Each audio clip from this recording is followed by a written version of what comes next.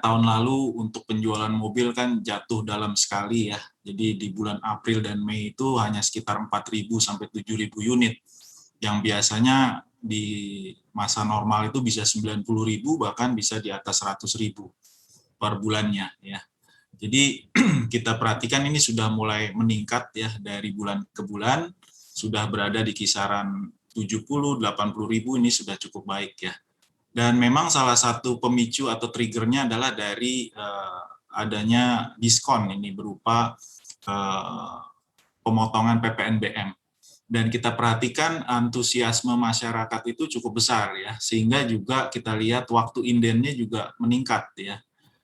Ini cerminan bahwa memang masyarakat itu sebenarnya membutuhkan ya kendaraan dan juga alat transportasi seperti mobil, motor ya. Tapi memang selama ini kita lihat dalam masa pandemi ini salah satu barang tahan lama yang mereka tunda pembeliannya itu adalah mobil dan juga termasuk rumah ya. Dan kelihatan dari daya beli sebenarnya masyarakat masih cukup baik. Kita tahu tahun lalu pertumbuhan dana pihak ketiganya juga cukup tinggi ya, masih double digit. Dan ini kita lihat terutama yang masih menahan pembelian barang tahan lama ini adalah mereka yang berpendapatan menengah ke atas ya, atau yang punya simpanan lebih tinggi misalnya dari angka 2 miliar misalnya. Ini masih kelihatan juga tahun lalu angkanya masih tumbuh. Nah, sebenarnya kebijakan pemotongan PPNBM ini sifatnya hanya sementara kita tahu ya. Jadi hanya sebagai trigger. Nah, ketika triggernya dan kita tahu tadi seperti katakan Pak Iman juga, otomotif ini mirip juga dengan sektor properti ya. Jadi dampak ikutannya ke dalam ekosistem sektor otomotif ini juga cukup besar ya. Ada spare part di sana, bengkel, macam-macam ya.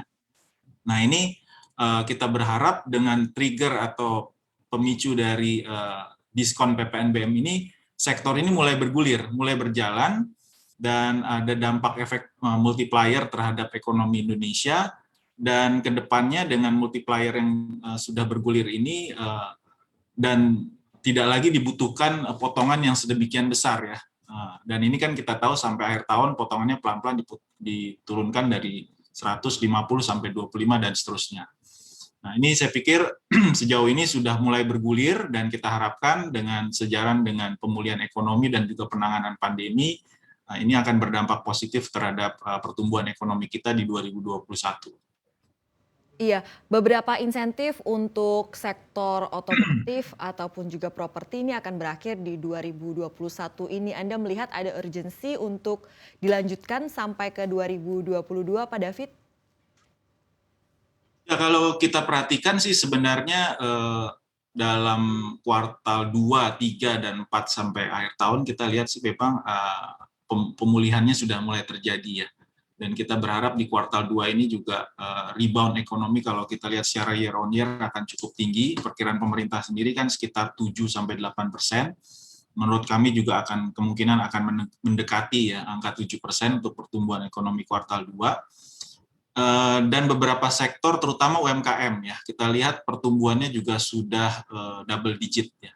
Jadi kebutuhan untuk terus-menerus memberikan stimulus sebenarnya secara anggaran juga kan tidak memungkinkan gitu ya. Kita tahu tahun lalu kita defisit cukup besar di atas 6%, dan ini sebenarnya melanggar undang-undang ya, Undang-Undang Keuangan Negara ya. Tapi kan kita punya Perpu dan ini hanya sifatnya temporer. Nah, nanti mulai 2023 kita berharap bisa kita kurangi defisitnya mengarah ke angka 3% lagi. Jadi ini harapannya hanya sebagai trigger saja, Mbak Ali. Untuk informasi lebih lengkap dan berita terkait, jangan lupa klik link di deskripsi. Install juga aplikasi CNBC Indonesia di App Store maupun di Play Store, dan please subscribe ya guys.